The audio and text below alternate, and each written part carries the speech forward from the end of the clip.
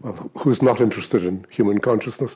I mean, I've always taken it as a premise that human beings are philosophers by nature, and of course psychologists too. So I became interested in consciousness specifically, though, because I have been concerned with the evolution of intelligence in the brain, and since one of the most significant functions of the brain is to deliver consciousness, I wanted to tie in my own research with what's the most significant question for everybody in any case. In my own case, the seminal experience was working on Blindsight. Nearly 50 years ago, it's more than 50 years ago now, I had the opportunity to study a monkey in the Cambridge laboratory who had had the visual cortex of her brain removed. And she was completely blind to begin with, but I had a hunch that she wasn't blind. And when my supervisor, this monkey belonged to him, when he went away to a conference, I went and sat with the monkey and just played with her and interacted. And within a few days, it was clear that she wasn't blind. I sent a telegram to Larry Weisskranz in Basel saying, I've taught Helen was the monkey, I've taught her to see.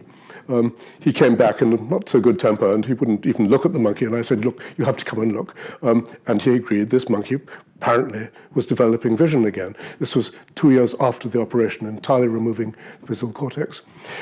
I then got permission to spend the next 7 years with that monkey. I interacted with her in a very natural way. I would take her for walks in the field and so on. And within really a short time, certainly within a few months at the beginning, she was developing a very considerable degree of vision. By the end of 7 years, you couldn't have distinguished her from a normal monkey. But, you could, because there were some significant kind of psychological changes. She didn't seem to believe that she could see. When she was anxious, for example, then suddenly she would become blind again. She could only see when she didn't have to try too hard to see. Now, that was in 1970 or so, I guess.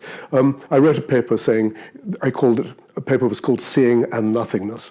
And I suggested then that if only we could redefine what we mean by seeing, even in humans, we might find out that there's some very significant possibilities, even for the human brain. Shortly after that, Larry Weisskranz, my supervisor, began to work with humans with striate cortex lesions and discovered the phenomenon which is now known as blindsight.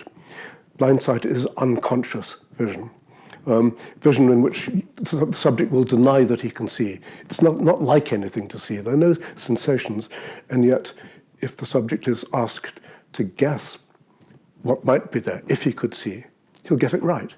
He can guess the position of a light, he can guess the shape of an object, he can even guess the color. He'll say, yeah, well, I guess that might be red, but there's no sensation associated with it. So that set me going. I mean, if I had a monkey who apparently had developed this capacity, but lacking something, the human case suggested exactly what she was lacking. She was lacking the ability for conscious sensation. And so that set me to ask, well, if you can see without sensation, then why does it exist? Why has that kind of phenomenal consciousness evolved? And really through my work since then, I've been developing ideas around that. I also became very interested in consciousness for another reason, which is that I was speculating about the evolution of social intelligence. I'd had the opportunity to work with gorillas in Africa with Diane Fossey, and while I was there, it became clear to me that the evolution of the brain, at least for those apes, had more to do with social life than with any other cognitive function to do with geography or technology or anything else.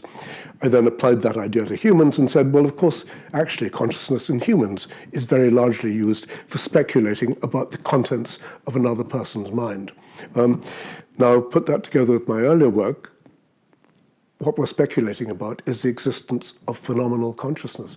When I look at you and try to think what it would be like to be you, I imagine the very same phenomena in your mind as I find in mine. You're having sensations of, you're in pain, you're seeing red, you're feeling the wind on your face, and you're having this very extraordinary, almost magical experience. So, and yet it's evolved. This is, something introduced into the world by natural selection. And so I came to put all this together and really I've spent the last 30 years trying to develop in more detail what kind of explanation we can give. why does consciousness seem so difficult to explain?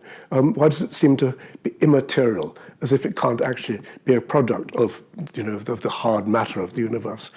And my answer is a surprising one. I think consciousness is difficult to explain because that's its function. We want to believe that consciousness is special and different and out of this world, because if consciousness is out of this world, then I'm out of this world, you're out of this world too. And so we develop a kind of idea about the metaphysical significance of what it is to be an individual human being, which I then extend to you, which actually, this may sound very grand, but gives us a new reason for living, a new reason for developing our projects in the world and so on, and for caring about our own future and about the future of the other people whom we love.